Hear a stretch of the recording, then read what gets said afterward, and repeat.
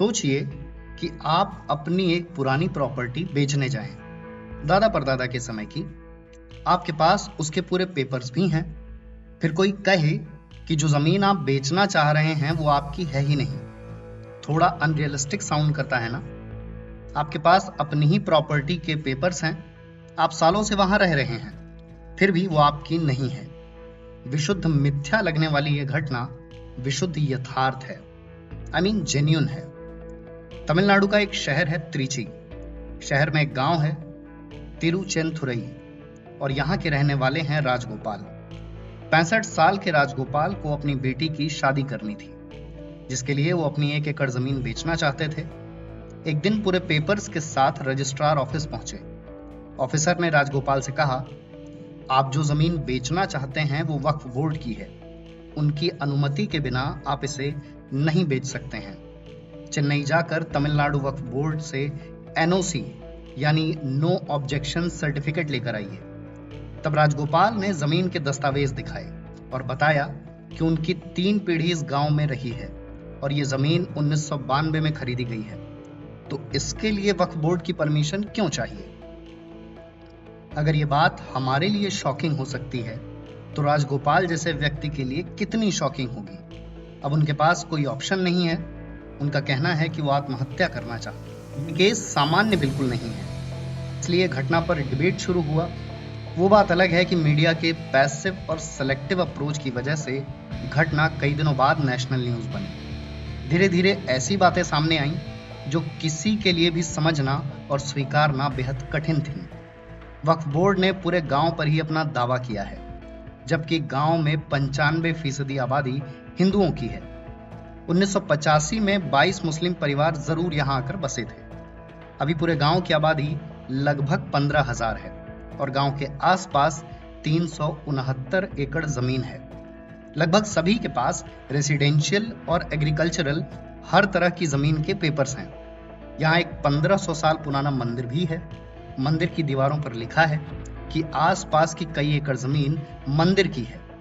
वक्फ board ने इसके अलावा 6 और गांवों को अपना बताया है। अगर पूरे के पूरे गांव पर क्लेम किया गया है तो उसका प्रूफ क्या है? दरअसल वक्फ बोर्ड ने 200 से अधिक पन्नों का एक दस्तावेज जमा किया था, जिस पर तारीख थी 18 अगस्त 2022। इसमें पूरा ब्यौरा है कि त्रिची जिले में वक्फ बोर्ड के पास कितनी जमीन है। दस्तावेज में बोल्ड लेटर्स में लिखा है कि वक्फ बोर्ड की जमीन बेचना, खरीदना, किराए पर देना या किसी के नाम करना वक्फ एक्ट 1995 का उल्लंघन है। वहीं डिस्ट्रिक्ट एडमिनिस्ट्रेशन का कहना है कि इस दस्तावेज को ऑफिशियल रिकॉर्ड नहीं माना जा सकता है। अब एक सवाल उठता है कि ये एक्ट है क्या, जिसके आधार पर वक्फ बोर्ड इतना बड़ा दावा कर रहा है? उसके पहले एक और छोटा सा सवाल है कि वक्फ क्या है? ये अरबिक यानी अरबी भाषा का शब्द है, जिसका अर्थ है किसी मजहबी काम के लिए दिया गया दान या अल्लाह के नाम किया गया दान। एक शब्द में कहा जाए तो चैरिटी, चाहे फाइनेंशियल चैरिटी हो या प्रॉपर्टी की चैरिटी। लॉ ड्रिवन टर्म्स में इसकी डेफिनेशन ये है, इस्लाम को मानने वाला कोई व्यक्ति मजहब के नाम पर जो दान करेगा उसे वक्फ माना जाएगा।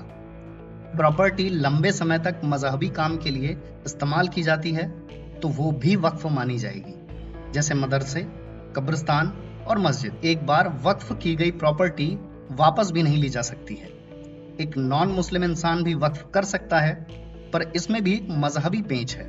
उस इंसान का इस्लाम में फेथ होना जरूरी है और वक्फ का पर्पस इस्लामिक होना चाहिए। वक्फ में मिलने वाली हर चीज के मैनेजमेंट के लिए होते हैं वक्फ बोर्ड।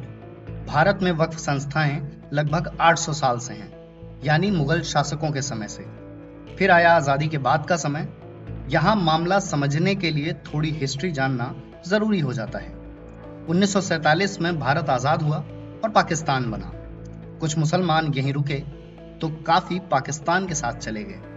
फिर 1950 में एक समझौता हुआ, नेहरू लियाकत समझौता।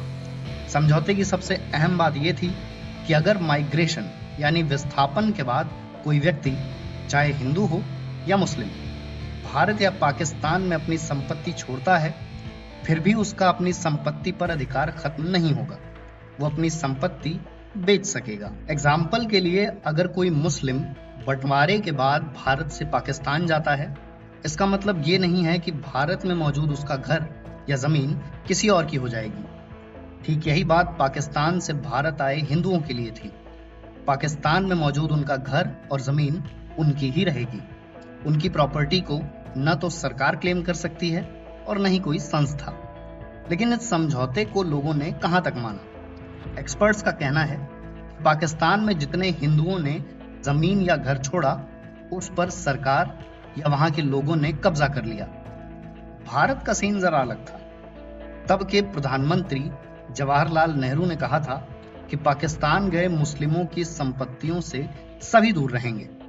जिन संपत्तियों का कोई मालिक नहीं था, उन्हें वक्फ बोर्ड के नाम कर दिया गया। इन सब से बची हुई लिमिटेड प्रॉपर्टी सरकार के नाम हो गई। 1954 यानी नेहरू सरकार में बनाया गया वक्फ एक्ट, और कुछ साल बाद इस एक्ट के तहत तैयार हुआ वक्फ बोर्ड, जिसके काम के बारे में हम पहले ही बता चुके हैं। 1995 में कांग्रेस की सरकार थी और नरसिम्हा राव पीएम थे।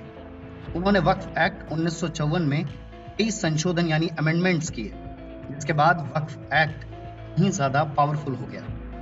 कि यहाँ पावरफुल शब्द का इस्तेमाल हुआ है तो लोग बेशक जानना पसंद करेंगे कि कितना पावरफुल। इसका जवाब है वक्फ एक्ट 1995 का सेक्शन 3, जो कहता है कि ऐसी कोई भी प्रॉपर्टी जो मुस्लिम लॉ के हिसाब से किसी पाक या मजहबी काम के लिए दान की गई हो, वो वक्फ बोर्ड की प्रॉपर्टी मानी जाएगी। वो हमेशा के लिए वक्फ बोर्ड की प्रॉपर्टी है और वो वापस नहीं ली जा सकती है। वहीं वक्फ एक्ट का सेक्शन 40 कहता है कि वक्फ बोर्ड को किसी कारण से ऐसा लगता है कि संपत्ति उसकी है, तो वह संपत्ति पर सीधा दावा कर सकता है।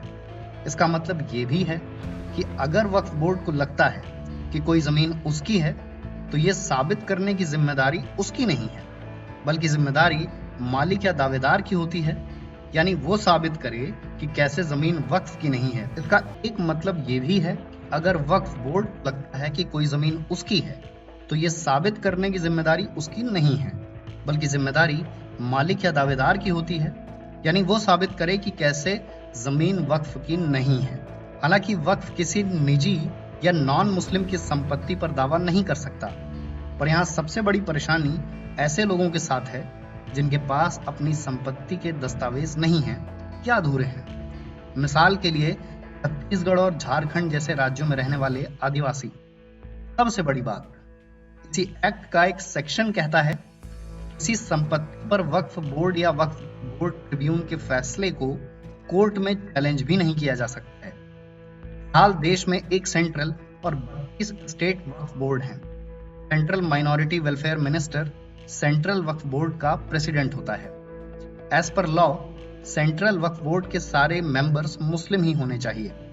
वहीं स्टेट बोर्ड में 7 मुस्लिम सदस्यों का होना जरूरी है। इसके अलावा वक्फ बोर्ड को सरकार की तरफ से भी ग्रांट मिलती है। इसे लेकर हाल ही में एक नियम भी बनाया गया, जिसके तहत वक्फ की जमीन पर कोई स्कूल या अस्पताल बनता है, उसका खर्च सरकार को उठाना होता है। 2014 में हुए लोकसभा इलेक्शन से ठीक पहले कांग्रेस सरकार ने दिल्ली के लुटियंस में मौजूद 123 सरकारी संपत्तियों को वक्फ बोर्ड के नाम किया था।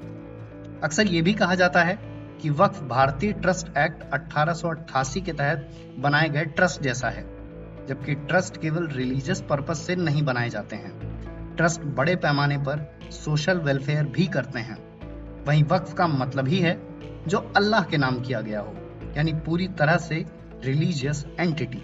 देश में और भी माइनॉरिटीज हैं, बौद्ध, सिख, जैन, ईसाई, पारसी, पर यह सच है कि उनके पास न तो इस तरह का कोई एक्ट है और न ही इस तरह के rights.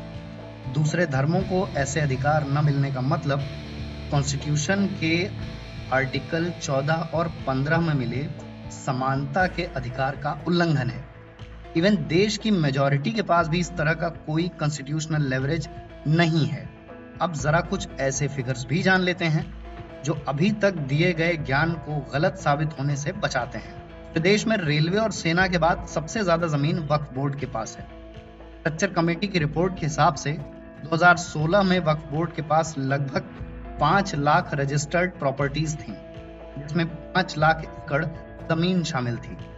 Waqf management system of India के हिसाब से अब वक्फ बोर्ड के पास 8.5 लाख प्रॉपर्टीज हैं रजिस्टर्ड, जो लगभग 8 लाख एकड़ में फैली हैं। यानी पिछले 13 सालों में वक्फ बोर्ड की संपत्ति लगभग दोगुनी हो चुकी है। कानून ये कहता है कि जमीन का विस्तार नहीं होता, ऐसे में जमीन का इतना बड़ा हिस्सा वक्फ का कैसे हो गया? जहां एक तरफ प्लेसेस ऑफ वर्शिप एक्ट है, जिसके हिसाब से देश की आजादी के बाद जो रिलीजियस प्लेस जैसा है उसे वैसे ही रखा जाना चाहिए, तो दूसरी तरफ वक्फ बोर्ड के पास इतने अधिकार हैं। दुनिया के किसी भी इस्लामिक देश में न तो ऐसा कोई बोर्ड है और न ही कोई कानून है, लेकिन भारत जैसे सेकुलर स्टेट में ऐसा नियम है जो इतने अधिकार देता है।